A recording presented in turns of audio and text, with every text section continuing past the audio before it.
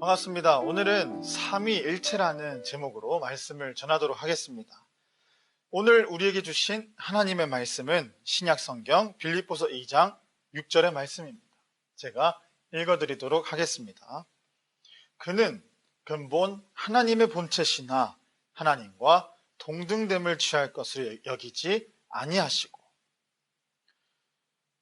헐크, 아이언맨, 캡틴 아메리카, 토르, 스파이더맨 등 어벤져스를 보유한 마블사와 더불어 미국 만화 사업계의 양대 산맥으로 자리 잡은 DC, 거기에서는 슈퍼맨, 배트맨, 원더우먼, 플래시, 아쿠아맨, 사이보그 등 저스티스 리그의 슈퍼 히어로들이 대거 포진되어 있습니다. 마블은 약간 경제적이고 현실적인 문제에 항상 부딪히는 스파이더맨이라든지, 아니면 능력은 갑이지만은 돌출 행동은 더 갑인 아이언맨 등 히어로들의 약간 인간미 같은 것을 느낄 수가 있습니다. 잘 드러냈다고 보죠. 반면에 DC의 캐릭터들, 그 캐릭터들은 거의 신성성과 숭고한 아름다움, 이런 것들을 드러냄으로써 우리가 흔히 생각하는 영웅, 그런 영웅들의 모습을 잘 묘사했다고 볼 수 있겠습니다. 그래서 마블은 개연성이 높고 좀 친화적인, 우리에게 친숙한 현대 소설이라고 한다면, DC는 신화에 가까운 영웅들의 일대기를 기록한 고전 소설과 같다고 볼 수 있겠습니다. 특별히 이 DC의 슈퍼맨, 배트맨, 원더우먼은 각자 이 메인이자 시그니처 히어로서의 면모를 굳건하게 유지하면서 이렇게 유기적인 연합체를 이루어 저스티스 리그의 캐릭터들을 이끌어가는 온전한 리더들의 역할을 잘 하고 있죠. 그래서 저스티스 리그의 팬들은 DC사를 이끌어가는 이 세 명의 메인 영웅들을 트리니티라고 명명하고 그들의 활약상에 박수를 치기도 합니다. 그런데 이 그리스도인인 우리들에게도 반드시 알아야 할 트리니티가 있습니다. 바로 이 세상을 지으시고 이끌어 가시는 트리니티, 곧 삼위일체 하나님이십니다. 또한 우리는 그분들의 팬 같은 영역을 훨씬 뛰어넘어서 제자가 되기로 결정한 자들이 아니겠습니까? 그래서 오늘은 신비로운 삼위일체, 트리니티에 대해서 알아보도록 하겠습니다. 이 삼위일체, 이것은 결론부터 말씀을 드리자면 인간의 언어로는 온전히 표현하거나 설명하거나 묘사할 수 있는 개념은 아닙니다. 대부분의 친구들은 우리말의 하나, 이 하나라는 말 때문에 하나님을 오직 한 분이시지 않나요? 이렇게 물어보는 친구들이 있습니다. 그 말은 맞기도 하지만 엄밀히 말하자면 틀린 개념입니다. 하나님은 한 분이시기도 하지만 세 분이시기 때문입니다. 마태복음 3장 17절에 보면은 그리고 하늘에서 소리가 들려왔습니다. 이는 내가 사랑하는 아들이다. 내가 그를 매우 기뻐한다. 라고 나와 있습니다. 약 2000년 가까이 된 예전에 요단강에서 세례 요한이라는 사람에게 세례를 받으신 하나님의 아들 예수님은 지금 어디에 계십니까? 하나님 이 보좌 우편에 앉아 계신다고 나와 있습니다. 그렇다면 하나님의 보좌에는 누가 앉아 계시죠? 바로 성부, 거룩한 아버지이신 하나님께서 앉아 계십니다. 그러니 보좌에 앉아 계신 분과 보좌 우편에 앉아 계신 분은 각각 하나님과 예수님입니다. 또한 예수님은 이렇게도 말씀하셨어요.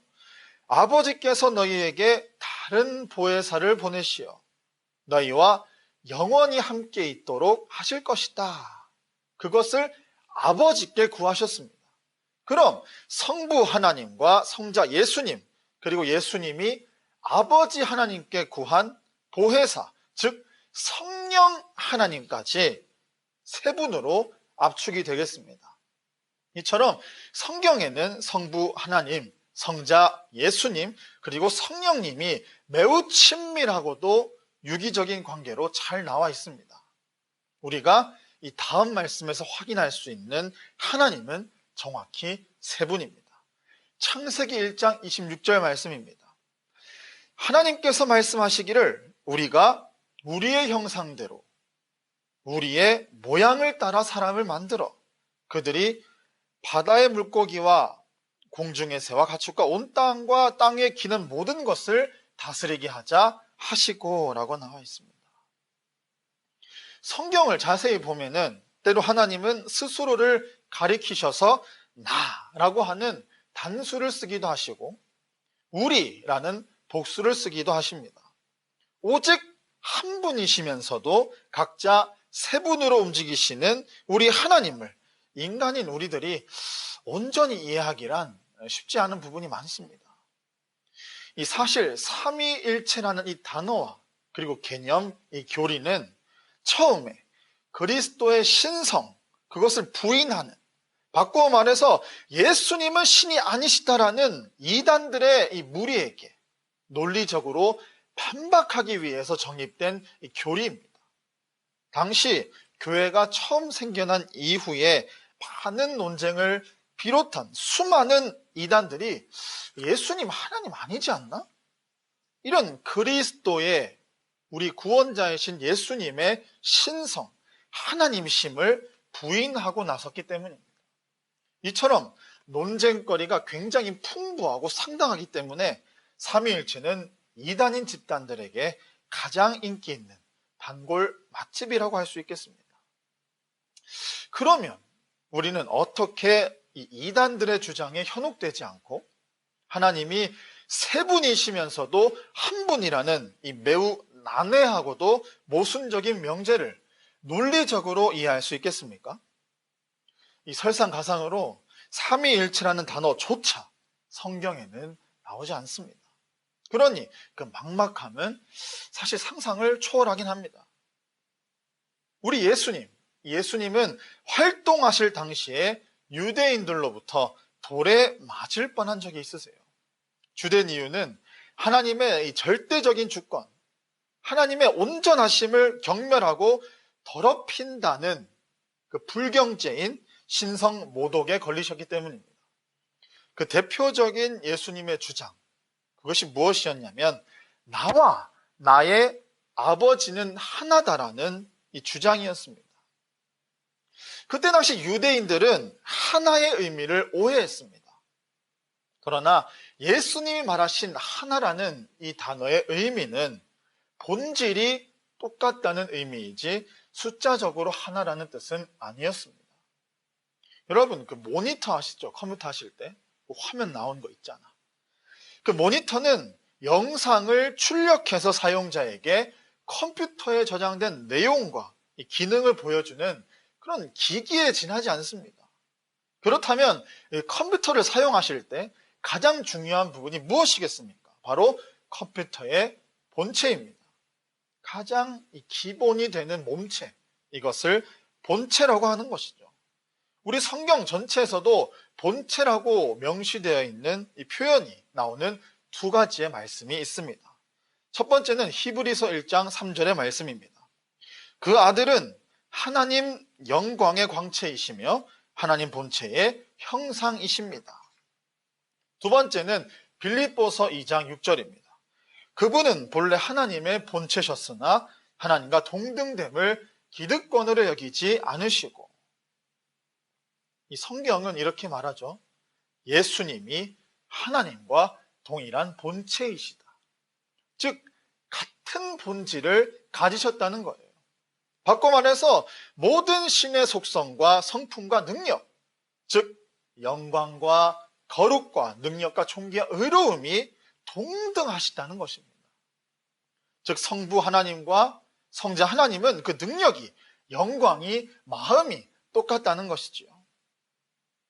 이 하나님 나라의 백성의 구원이라는 큰 그림 아래 분명한 목적을 가지고 성자 하나님이 성부 하나님께 자발적으로 복종하시기도 하고 섬기시고, 성령 하나님도 성자 하나님과 성부 하나님께 자발적으로 복종하시고 섬기시는 이러한 모습을 우리는 그리고 있어야 합니다. 그렇다면 하나 더 짚고 넘어가 봅시다. 마지막으로 우리 기독교나 유대교가 믿고 있는 유일신, 유일하신 신의 사상이 이 삼위일체라고 한다면 정면으로 반박되는 것은 아닌가요? 이런 질문을 하실 수도 있겠습니다. 여기서 우리가 오해하는 부분이 무엇이냐 하면 유일신이란 단 하나의 신이란 뜻이 아니라 오직 유라는 한자를 사용해서 다른 신은 없다라는 뜻을 가지고 있는 것입니다. 그러니까 유일신은 이런 숫자적인 개념보다는 구별적인 개념, 그런 구별의 뜻이 더 많이 포함되어 있는 표현이라고 보시면 오해가 아마 풀리시겠죠. 이처럼 성부 하나님, 성자 하나님, 성령 하나님은 본질이 같으시고 동등하시며 우열이 없습니다. 다만 이런 질서의 차이 때문에 각자의 이 자리에 위치하신 것이라고 볼 수가 있겠습니다.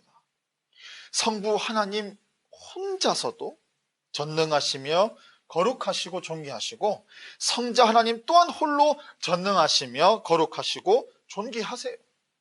그리고 성령 하나님도 홀로 전능하시며 거룩하시고 존귀하시다는 이야기입니다. 그러니 막 우리가 생각하는 것처럼 세 분이 마음 먹고 크로스 이래가지고 합체가 되셔야만 온전한 하나님이 되시는 것이 아니라는 뜻입니다. 말씀을 마무리하겠습니다. 삼위일체는 우리 인간의 이 지각적인, 이성적인 한계를 극명하게 보여주는 하나님의 그 신적인 모습, 신성 중에 하나입니다. 우리가 아무리 알고자 하더라도 다 헤아릴 수는 없다는 겁니다. 단적인 예를 들어 개미가 있다 봅시다. 이 곤충에 불과한 개미가 영장류인 인간을, 그 인간의 지성을 어떻게 알 수가 있겠습니까? 마찬가지로 우리는 사실 하나님을 온전히 알 수 있는 존재는 아닙니다. 그럼에도 불구하고 하나님이 우리에게 하나님을 알아갈 수 있는 아는 지식을 조금씩 허락하시는 이유는 무엇일까요? 오늘의 삼위일체를 조금씩 알아가고 파헤쳐가는 것처럼 말입니다. 그 이유는 바로 그분의 사랑을 조금씩 알아가 영원한 생명을 저와 여러분에게 주시기 위함입니다. 오늘을 살아가는 우리는 이 삼위일체의 신비가 하나님의 사랑 그 자체라는 것을 깨달아야 합니다. 자기 자신이자 자신의 아들을 아낌없이 우리에게 보내주시는 그 사랑, 그리고 그분이 떠나신 이후에도 도우시는 영, 보혜사 성령님으로 끝까지 동행하여 주시는 그 사랑을 우리는 삼위일체를 통해 느끼고 체험하며 알아야 될 줄로 믿습니다.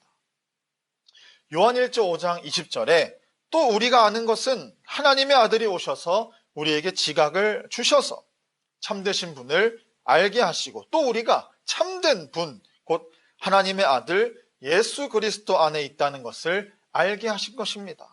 그분은 참 하나님이시며 영원한 생명이십니다 라고 나와 있습니다. 청소년부 여러분, 이번 한 주도 이 삼위일체 주님의 사랑을 알기를 바랍니다. 그리고 그 사랑 안에 거하시기도 바랍니다. 또 그 사랑을 전하며 살아가는데 성삼위 하나님께서 저와 여러분 한 사람 한 사람에게 간절하게 강력하게 동행하여 주시기를 주님의 이름으로 간절히 기도하겠습니다.